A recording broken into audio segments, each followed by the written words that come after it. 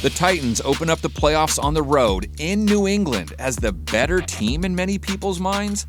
The Patriots hosting a wildcard game for the first time since 2009. It's playoff time, so we have twice as many predictions for you as normal. But first, let's see how these teams line up next to one another on paper. Maybe it'll help you come up with a prediction of your own. The Titans' offense became one of the most balanced in the league after Ryan Tannehill took over. Moving to his left, now he throws back to the end zone. Touchdown, there is a flag. Tannehill hasn't just played well since replacing Marcus Mariota, he's been elite.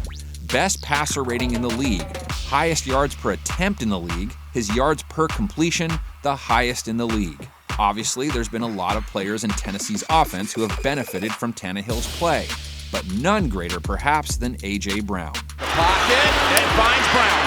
Slips out of the tackle, and he's racing down the sideline for a touchdown.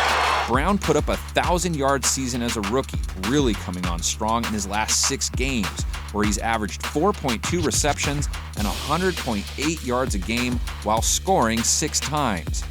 Him being the top Titans receiver means he will draw New England's top corner, who played so good most of the regular season, he was getting talked about as Defensive Player of the Year. GILMORE picks it off, and what a catch that was! STEPHON Gilmore's numbers on the year are a pretty close reflection of New England's pass defense as a whole, which ranks first in all sorts of categories, from passer rating allowed, passing yards per game allowed, TD passes allowed.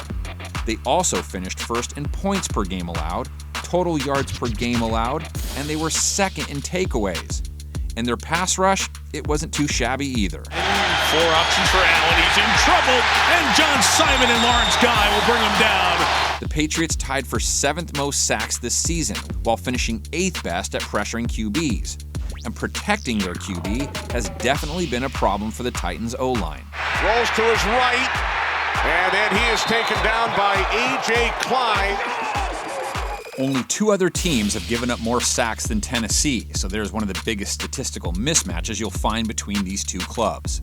On paper, it would appear New England has all the proper tools to slow Tannehill down until you bring up their performance from last week. FITZPATRICK throwing over the middle, touchdown! Mike Gesicki! Almost everything New England had done well all season long on defense was nowhere to be found in that loss to the Dolphins. Ryan FITZPATRICK throwing for 320 yards on a 99.6 passer rating. New England didn't pick him off or come up with a single turnover while letting the Dolphins drive down the field to win the game, the loss costing the Pats a week off.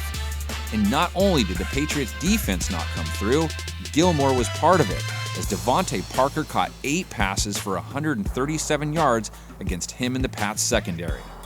And none of this addresses how the Pats will handle the league's rushing champion. The title, and he's going to break it on a big one. He's going to get the title by a mile as Henry takes it all the way for the touchdown. We said earlier that Tannehill gave the offense balance, and that's because Derrick Henry has been at the heart of their O from the start. Henry's latest 100-yard game was his 6th of the season, and each time he's hit the century mark on the ground, the Titans have won. And as good as New England's defense has been, it's not because they've been great against ball carriers, but they're in that respectable range at 4.2 yards per carried allowed. And speaking of running games, it might be the focal point when the Patriots have the ball, being we've seen Sony Michel and Rex Burkhead heating up a little down the stretch. Michel, the 10, the 5, looking for the end zone, and he gets there. The Patriots have rushed for 130-plus yards in 4 of their last 5 games. By comparison, they did that only once all year over the first 12 weeks of the season. The Titans, though, have been pretty tough against the run, giving up 4 yards a carry, 7th best in the league. By comparison, their pass defense has been a little easier to move the ball on. They've given up over 250 yards a game through the air, which ranks 24th. Their passer rating allowed just over 90, which is basically a middle-of-the-pack type figure, and they're tied for 17th most TD passes allowed on the season. But they're a little stronger when it comes to sacks and takeaways, which have played a role in them holding teams to under 21 points a game, which was 12th best. Even without the starters, the ball is intercepted. However, when teams do get inside the red zone against Tennessee, they tend to score. Only one other team has allowed a higher red zone touchdown percentage than the Titans. Normally, that would spell all kinds of trouble for them since they face Tom Brady and company. But this season has been anything but normal for TB12 and his mates, who are ranked just 26th in red zone offense. Brady. Incomplete. Mohamed Sanu, the closest to it. Brady and the Pats' offensive inefficiencies can be found in all sorts of stats. 15th in total yards per game, 17th on third down. Brady's passer rating just 88.4, his lowest since 2013. Julian Edelman finished with over 1,000 yards on the year, but he's been the only consistent wide receiver in the offense. No wonder then the target Brady has looked to second most is a running back. And they swing it to White. White takes a block, still going, stays on his feet, and White will score! James White finished second on the team in targets, receptions, and receiving yards. The good news for New England, the Titans have not handled backs as receivers very well this year, giving up the 4th most receptions and 10th most receiving yards to running backs, so there's another key to keep your eyes on. So Mike Vrabel leads Tennessee into his old stomping grounds. He was there, a key piece to the early years of what turned out to be at least a 2-decade-old dynasty. Now he, along with several other former Pats, are looking to try and end it.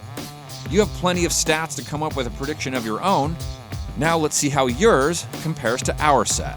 Snap it 7 straight completions now for Tannehill. And it's a bootleg run for Ryan Tannehill. Tannehill will take it all the way. Airborne for the touchdown.